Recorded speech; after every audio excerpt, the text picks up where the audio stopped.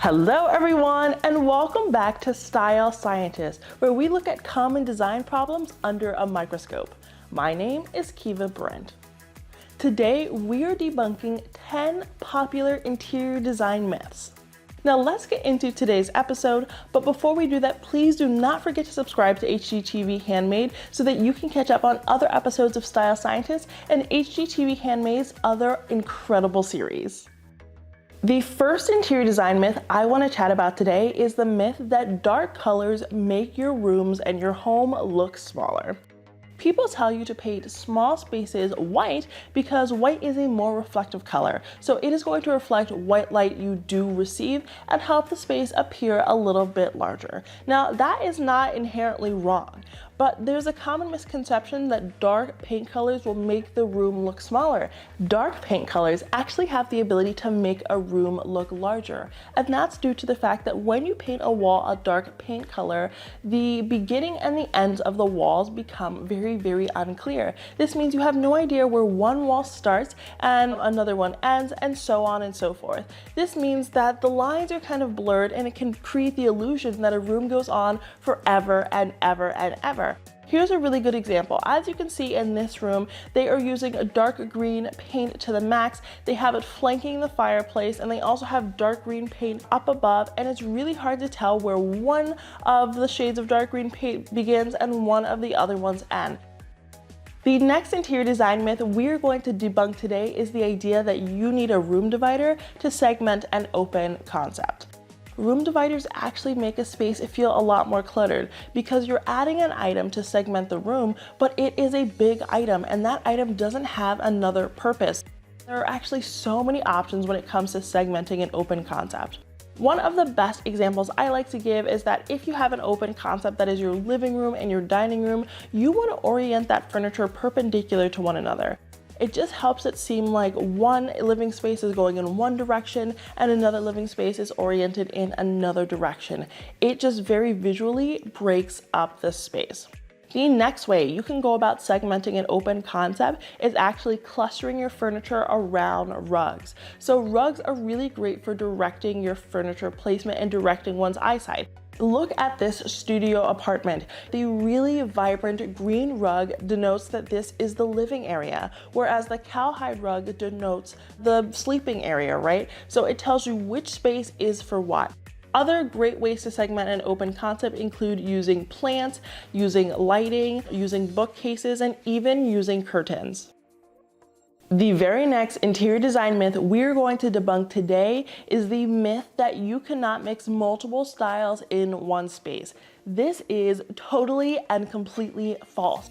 Meshing a design style comes down to color, repetition of pattern, and textures and things like that, so you just want to look at those details that really compose a design style before mixing them. So I encourage you to do research on those design styles so that you really know the hallmarks of each.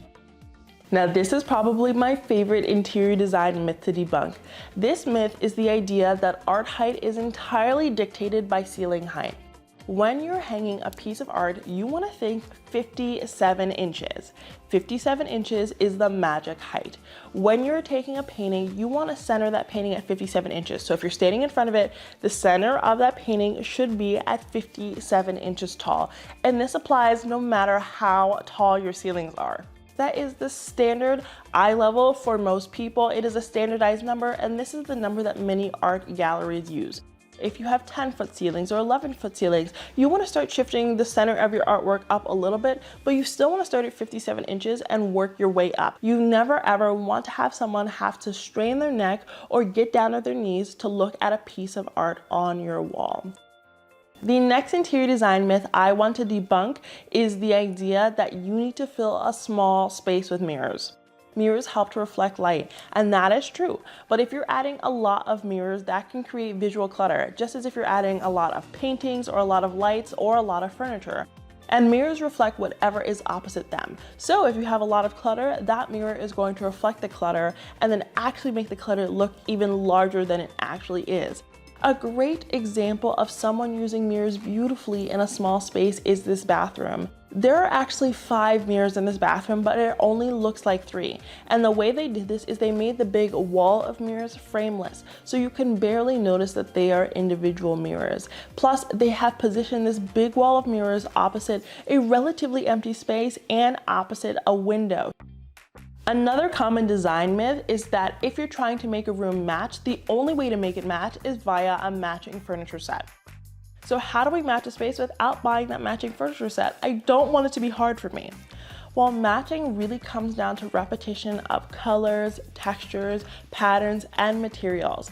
Just look at this beautiful living room. The primary colors used are black and blue, but they use black and blue in different ways in this space. For example, you see blue in the paint, in the upholstery, in the pillows. You're seeing this in so many different variations. It is not repetition in the exact same way. You want to do the repetition, but you want it to be slightly different each time you repeat a color or a pattern in that space. This is another example of a space that matches. They have repeated a color and different variations of the color in multiple ways. Another way that they have actually made this room feel really harmonious is they have spread portraits throughout the room. They're on the wall in different sizes. It draws your eye around the room, right, making it feel like a collective unit. The next interior design myth we're going to debunk is the idea that the only way to establish symmetry is to use 2 of the exact same item. So when people think symmetry, they're like, if I'm gonna put a painting on one side, I'm gonna put a painting on the other. And if I'm gonna do something on this side, I'm gonna do the exact same thing on the other side. But this can start to feel a little bit boring. So how do we remedy this? We want to fill up the same amount of space, but we can fill up that space with something else. All we wanna do is make sure that the spaces feel visually balanced. Balanced is the only thing that we are going for. Check out this living room. On the left side of this media console, you can see that they have a tree and a piece of art. So adding this chair to the other side just helped to balance the space. It didn't make the right side of this television feel totally empty, because that empty feeling is really actually what makes a room feel off-center. This living room is another great example of establishing symmetry. So you see this glorious piece of art on the left side. So we feel like there needs to be something on the other side, but there is a hallway. Sure, they did use art on both the left and right sides, but the piece of art on the left side is massive, while the pieces of art on the right side are a little bit smaller. It doesn't feel like there is a sense of off balance, so that your eyes feel like they're looking at a complete unit when they're looking at a space. Now, this is a myth that has needed to be debunked for so many years, and that myth is that you cannot mix metals in a space, and this is entirely and absolutely false. So you have warm metals, cool metals, and neutral metals. When you're thinking of warm metals, we're thinking about gold and brass and rose gold and things with a warm undertone, versus cool metals include silver and aluminum and steel, and then a good neutral metal would be black. When it comes to mixing metals, you have a few good options with how to do so. Option 1 is to use a primary metal that is either warm or cool, and then go in with a secondary metal that is the opposite. The next way to mix metals in a space is to choose metals with different lusters. That is the shininess of a metal. So in this kitchen, which is probably the most glorious kitchen I've ever seen, you can see that gold is the metal that they use time and time and time again. But what they are doing is mixing with the lusters of the metals. So you can see that the counter stools are an extremely polished metal, whereas the kick plate and the island is of a satin finish. The last option that you have when it comes to mixing metals is to mix a warm or cool metal with a neutral metal. You can see that in this bathroom, the fixtures are more of a champagne gold, but when you actually look at the bathroom door and the hooks, you can see that they use black. This is a seamless transition. Black is one of those metals that you barely even notice is a metal, and that is why it is so powerful. The next design myth I want to debunk is the myth that wallpaper cannot be used in bathrooms. You cannot really put wallpaper in bathrooms where you have a shower or a bathtub because of the steam.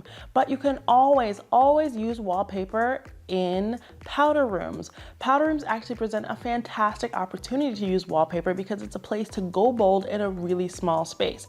If you have a large primary bathroom, you can experiment with wallpaper where the shower room is kind of cut off from the actual rest of the bathroom. It just really comes down to placement. But please don't forget about wallpaper in your bathrooms. It is such a powerful tool to bringing your design style into a space that often lacks a design style, so remember to have fun with it. The last design myth I'm going to debunk today is the myth that pure white light is too sterile for the home. Now, all you need to do is just be aware of where you're using white light in the space and balancing it out with warm light as well. Warm light is more inviting, whereas very white light exists for tasks, and you want to make sure that that's balanced in the home. We're going to put the really bright light in our kitchens, in our offices, in our garages, and then we're going to use the warm white light in our bedrooms and the places that really help our houses feel like home. You can see that in this bedroom, the warm white light is a must. It goes fantastic with this headboard mural. It just makes the space feel so inviting, so cozy, and just like you want to roll up with a blanket and take a good nap. That is it for today's episode of Style Scientist. We debunked several interior design myths, and I hope that I have proven to you that there are really no boundaries when it comes to design. You can have all of the fun that you like. Are there any other design rules that you like to break? Be sure to let us know down in the comments. If you liked today's episode of Style Scientist, be sure to smash that subscribe button because there are more episodes coming, and we even have a whole other season for you to watch.